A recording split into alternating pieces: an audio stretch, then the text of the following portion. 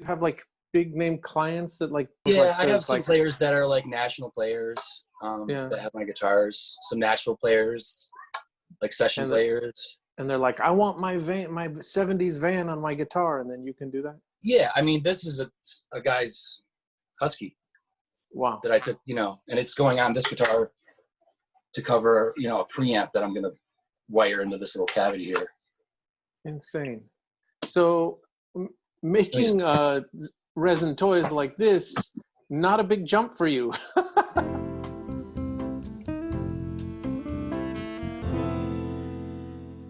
Being a craftsman and an artist was already sort of natural to you. It's like, I mean, yeah, I've been an artist my entire life. I went to art school and then I apprenticed for the guitar.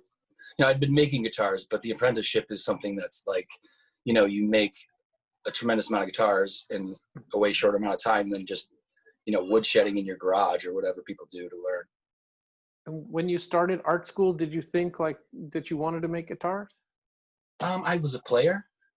You were a player. I see. I was a player, and a natural fit. Got it. Yeah, and okay. I mean, I grew up. My grandfather was a player. I grew up with like really nice guitars around, so it was something that like my family valued, like the art of instrument making. There was Luthiers in my grandfather's like circle of friends that he revered, and I think that's kind of like a natural thing. Although when I went to art school, I thought of myself as like a fine artist, and I probably thought of I dreamed of doing something entirely different. And art school kind of turned me on my head, and right.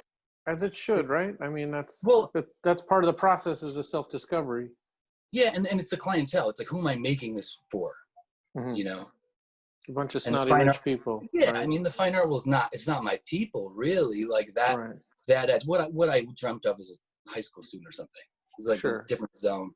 You'd rather make guitars for rich guitar players. Yes. Well, I can relate to them, at least on the guitar playing side. Right. Not the rich side, but at least the guitar playing side. We have moments of like, So I guess my question for you is, how did you, why resin toys? Like, why action figures? Well, how did you go from guitars to this new medium? Like what was it about?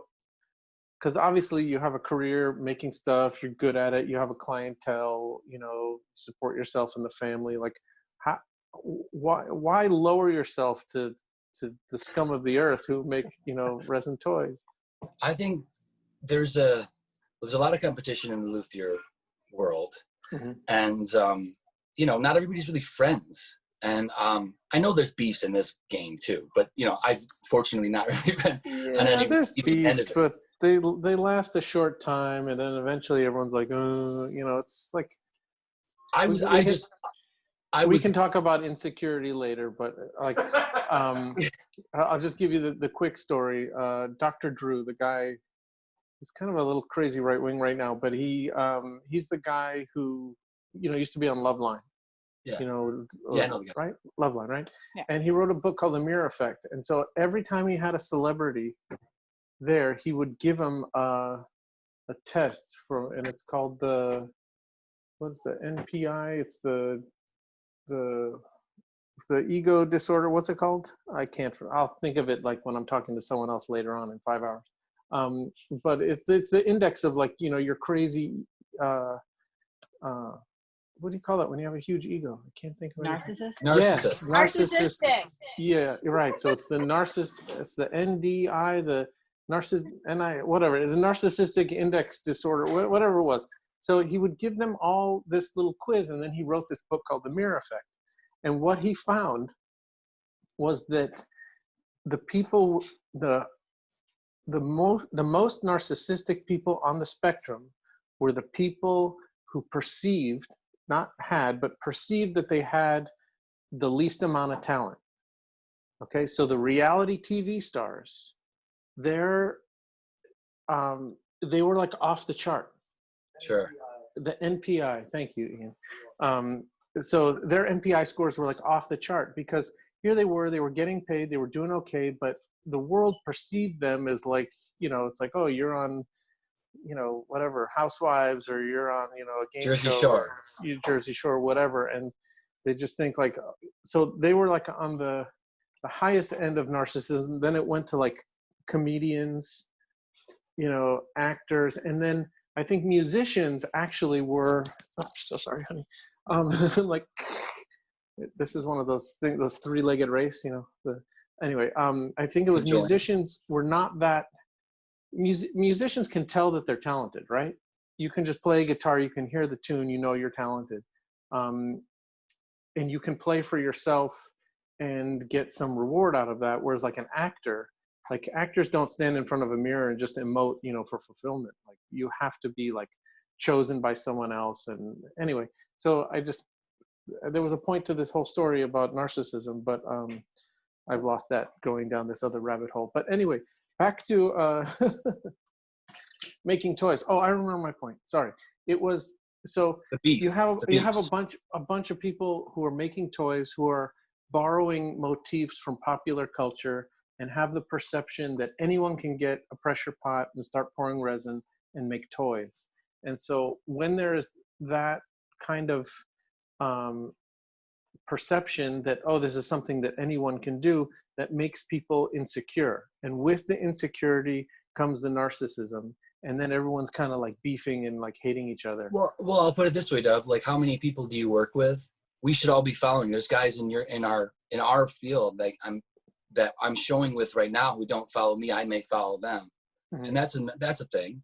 You know, there's a community, like, you know, guys like you know, John was immediately really loving to me right out the gate.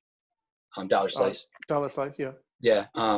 And you know, I've heard it from both sides. You know, David Healy's attitude is he wants to not see other people's work because he doesn't want it to influence his work.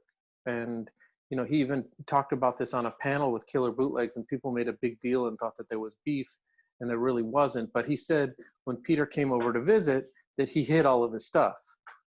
And and that sounds really rough, but he said that he was doing it for Peter, right? Because if Killer Bootlegs comes over to a studio and sees something and then says, oh, I had that same idea, then he's likely not to want to do it because he's seen that someone already else has done it.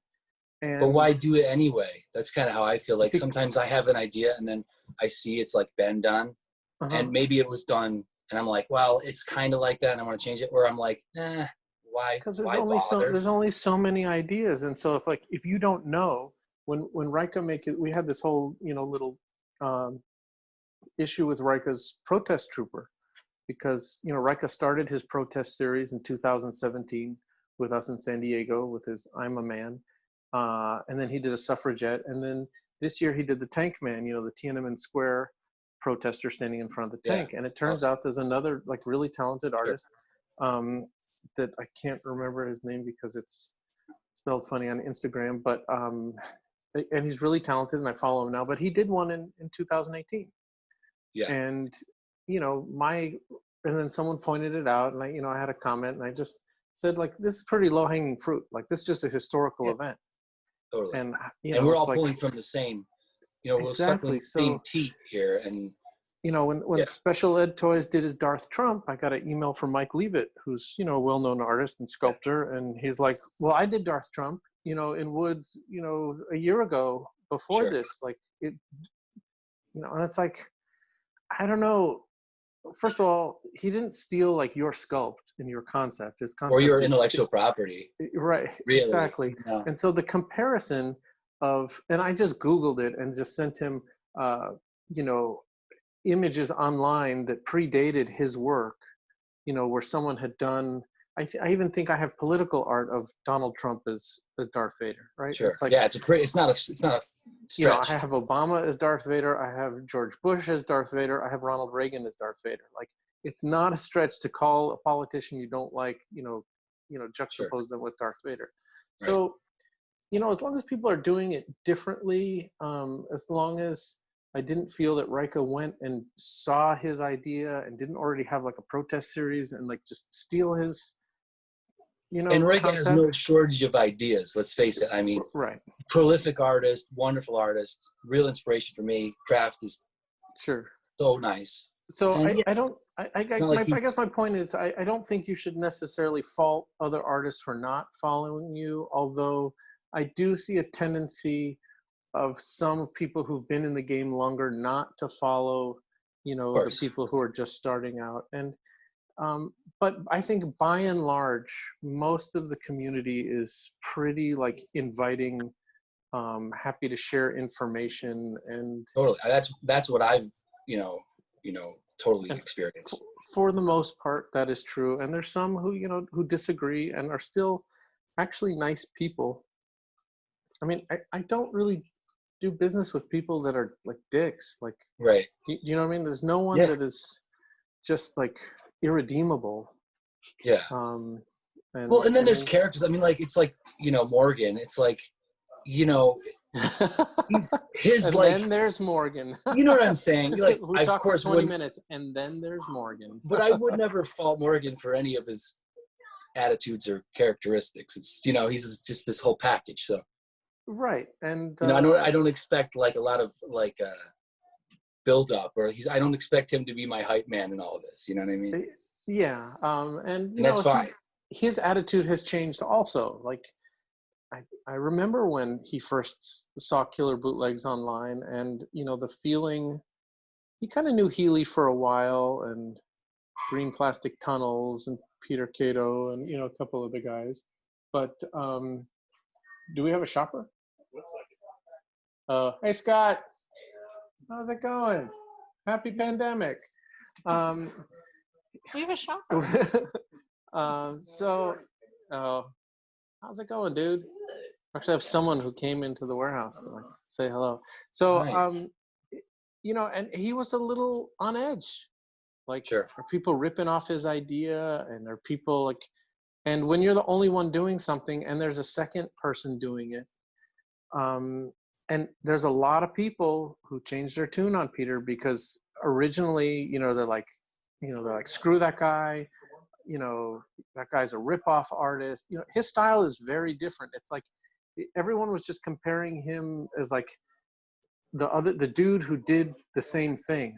But if you look at how many different artists there are and how diverse the talent is and the subject matter and styles, like it's aesthetic, all, yeah. Now that you're taking that apple and just kind of, you know, yes, they're both apples, but there's so, you know, thousands of varieties. So anyway, let's stop talking about other artists. Let's talk about you. That's what we're here for. I agree. You made this amazing toy here. Oh, and can we back up, because we did kind of miss one part. Okay, yes, sorry. And that is getting started with the toys. Ash, getting started with. Oh yeah, sorry. You have a little echo going. Getting started with the toys. See, I get all ahead of myself. Well, I mean, I was a toy collector when the '90s stuff came out. I bought it all. I'm in I'm in that crew, and I was so jazzed to see more of the Star Wars stuff, even though I hated all the sculpts and all that. Oh yeah, this was the question that I asked you that I really wanted to know the answer to. And I'm being serious. Before that, I was always a tinker. My grandfather had a workshop. I remember making like a Batman toy with a spring action leg with rubber bands when I was very young. And then Ninja Turtle days, I remember like making a mold out of some clay and pressing like the little shell on Rocksteady's belt. Had like a nice sculpted shell, and I pressed that in the clay, and I melted plastic on my mom's stove, and it would like drip fireballs into it. But it would cure into like something hard, and I put 2 Christmas hooks to make a grappling hook with a turtle shell on it. That was probably actually my first like casting experience, actually, when I was 12. And those you know, plastic products and phthalates that you breathed in are probably still stored in your fat. My lungs have never been better. And so that's when you were casting yourself. But what was your first experience in this scene? Like, was there some artist work that you saw? Or well, backing up a little more in the 90s, in the 90s era, I did some like resculpt, sort of like customizing things. And so that was like kind of, you started to see what people were capable of then, but it was before, you know, this scene. Right. And, you know, I always say that, you know, customizing has been around since the beginning. Like customizing started out at day one. But what was the thing that triggered this for you as like this being a piece of art that you could create as an artist? Honestly, I think it's probably John. Because because I had seen Morgan's work and, you know, I saw like his television spots and stuff. Right. And like even the Homo Trooper thing, I wasn't like sure where his head was at because I didn't know him. Yeah. So I wasn't like into it. And then I had seen, you know, Peter's work and, you know, it's super tight. I remember seeing like, you know, his animal chin and being like really jazzed by it. Really tight, you know, aesthetic. But John's work has got that like street art energy, which I thought really like, you know, it like turned the corner to this like fine art place, which I felt like, okay, you know, there's guys who are like taking this seriously. It's not just like, you know, hobbyists like playing around with their own collection. It's like artists with perspective and, you know, voices. And I still do like, you know, straight bootleg stuff because I love the properties, you know, and miss the missing pieces in the properties that we love so much. But yeah, I think that's when I was like, okay, you know, and I had already, at that point, I had already decided I wanted to do this because it's been a number of years. I had been sketching and making up mashup ideas that I never made. And I'm a big Grateful Dead fan. So I thought I was originally thinking of like that, like, you know, kind of lot art, but in an action figure form. And I still haven't really computed that. It's just something that I started out thinking about. And actually when the name Mug Costanza is a Seinfeld reference, if anyone doesn't know. And unfortunately you had to explain it to me because, well, it's an ism, you know, it's also like an ism, but it's in Seinfeld. It's also in like Mrs. Doubtfire. But we were living above the workshop of my, you know, the guy I apprenticed with, my mentor. And, you know, Junie, my daughter, was like 1 maybe. And we were living up there and we were just kind of like, you know, when we got downtime, I started thinking about this. We started doing a little preliminary card art really before we had the means to do it in terms of like the graphic software stuff. And we were literally like thinking of a name because I wanted to do a nom de plume because my other business is my name. So I didn't want there to be like this, you know, weirdness or confusion. So we literally started looking around the room, like that thing you do when you don't have an idea. Yeah. And that's part of the Seinfeld episode where he's like, Mug Costanza, thinking about a baby name. And so we thought of that and we're like, that's kind of funny. You know, it's also this ism and a little bit George Costanza, a little bit, that was like almost a nod to Morgan, like the self-deprecating Larry David. Right. So that's where the name came from. But that was years ago. That was like the seed of all of it, like coming up with a name and like moving on from there. And then I don't know when. I mean, I started like my first real like resin piece was, I don't know if anybody saw it, but his Bat Rat is like a Mickey Batman that I did, totally original sculpt. But I did, you know, that was like the first piece that I sculpted, cast, and painted. What year was the Bat Rat? 2017 maybe. And then the next piece I did is this piece actually, which you purchased, which I think why I know who you are, you know, but I made this Hanya solo. Yeah, a good one. You know, it's like a demon. It's this whole round, you know, it's this whole thing. I had this thing, this is before Stranger Things I might add, but it was, you know, long time ago, far beneath the known universe, Nether Wars. And it was like, you know, kind of the Filmation Ghostbusters, the like ghost realm. It's kind of a trope in old cartoons where there's this like alternate universe with floating land masses and weird old clocks floating around, like the psychedelic. And so it's the Star Wars from that universe. Nice. But that's how it started. And I had other ideas that I'd sketched and, you know, worked into sometimes, you know, buying, you know, buck forms and whatever it is, you know, right. source. And then the figure you did for us for New York, that was from New York last year, correct? Yes. That was yes, the Mark Hamill. Yeah. And Janky is giving you a clap there. Thanks, man. That was the most fun to watch the conversion on people's faces. Sure. Because for those of you out there in TV land who don't know what it was a Luke, right? It was a Luke Skywalker body with a yak face head, correct, to look like Joe Camel. Yep. And it said Mar, M-A-R, and then Camel with a K, correct? I'm trying to visualize it in my mind. Yeah. And so people would go, "What is that?" And I'd say, you know, some people are visual and some people are like auditory people, and they just go, "Mar Camel," and they're like, "Ah, ha, ha," and then they take out their wallet and then they buy it. Yeah, right. It was. That's what Ashley did. It was when crazy. I first showed it to her. The joke just boom. It's just like convert to money. Yeah. Well, that's what Ashley did. I was like, I showed her the card art, and she was kind of like, I don't get it. And I'm like, say it out loud. And then she was like, oh. Wow. All right. You have to actually read it out loud. That's going to bring us till today and why we're here. Yes. Okay. Yeah. No, as the capitalist pigs that we are. Yes. Yes. Please buy this, guys. We are trying to sell this one. And I'm going to tell you that at $120 for what is essentially 4 figures is just such a steal. It's an edition of 25 and it's 3 Mandos and a baby. And then you did this illustration too? Yeah. And you did this digitally in the computer? Yep. I mean, look at the green. Oh man, it just so these 3 figures were kit bashed, but you sculpted Baby Yoda yourself. You said, correct? Yes. Yep.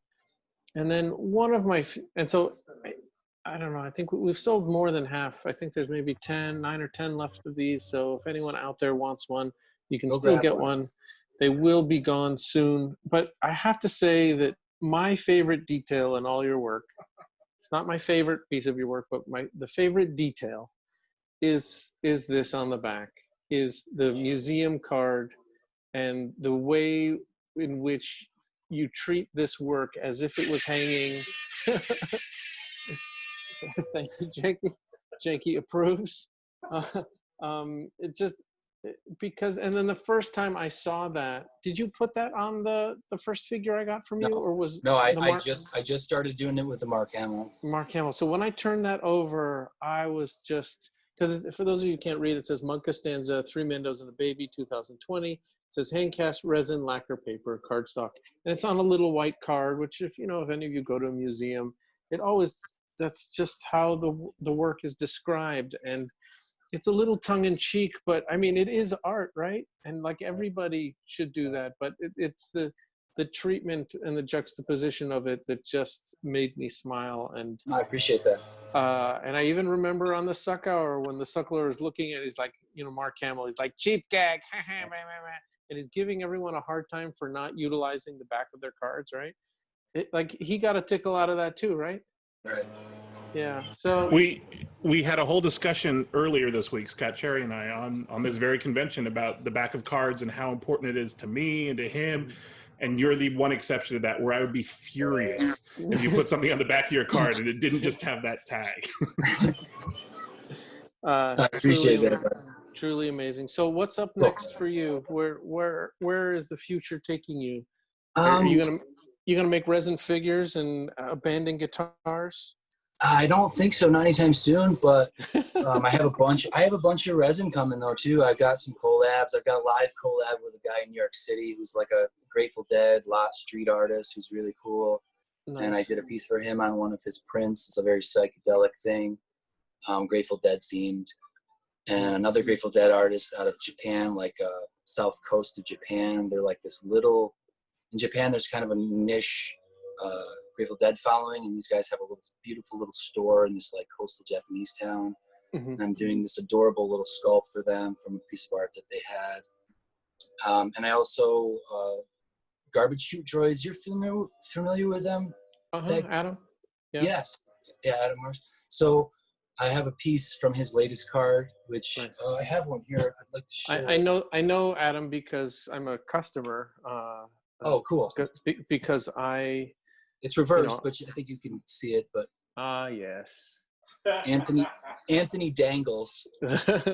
So good.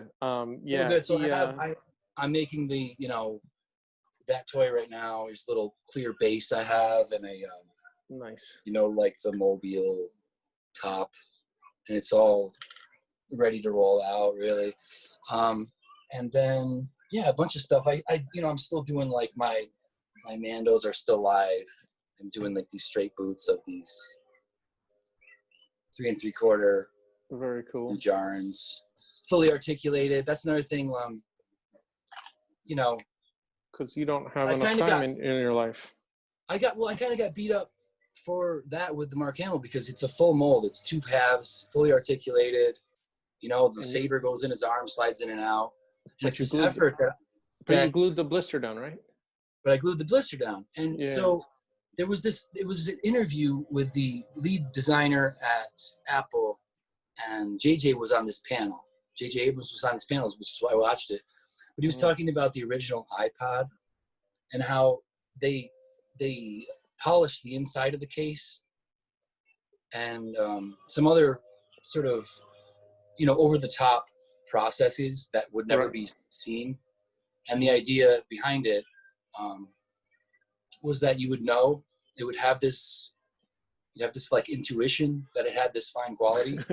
Right. And I thought that was really charming and beautiful. And so that's kind of the essence of that, like putting a piece of art that does move and will never move, but going through the steps rather than making just, like I'm going to say the 3 Mandos piece is unarticulated for that reason. I was like, I kind of feel like it's kind of like the way but it's it's kind of like for this inlay work. Like you can get this done on a computer and cut, and you just glue it together like a little puzzle. And if there's no value in me spending the time to hand cut this, in other words, if the audience, consumer, client doesn't care whether I made this by hand, then the only thing left is the romance, which is, to me, it's a precious commodity.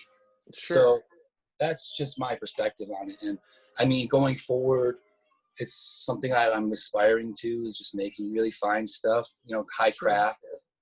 I get it. But I mean, even if they're jokey, you're kind of knocking this, but it really, for the amount of work, we're still talking about four figures for $120. So, well, exactly. It's like, and if you had made these all articulated, like this would need to be $300, and that's not practical. Exactly. And I wouldn't, like the way that I attached them to the card, which is kind of like, inspired by Rika. Like I've seen him do that, and I thought it was pretty slick. Just because you put them in the bubble and they flop around, and for presentation on the wall, I just think it looks tight. So you just so people know, you did a flat back on these just so you could glue them to the back. Yeah, they were full mold, and then I just flattened them a little so they would stick and stay. Just so people know, that's a traditional Rika move. Like Rika only cares about what this looks like hanging on the wall. Totally. So these are glued to the back. Yes. Because and I appreciate that. I do. He feels that this is the art, and once you take it out of the package, like he was saying this the other day in his interview, that it's like a vintage figure. It's like if you take it out of the package for him, like you've ruined it. And so he's purposefully made his work that way also. Yeah. And it's perfectly reasonable, Right.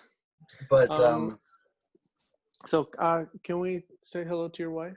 Sure. Thanks so much for having me. How you feeling? This is day 4. Ask me. Yeah, you tired? Days. Yeah. It feels thanks like to a all you convention. guys. And hey, out thank there. You, man. Yeah. We really appreciate all the hard work. You did a beautiful job.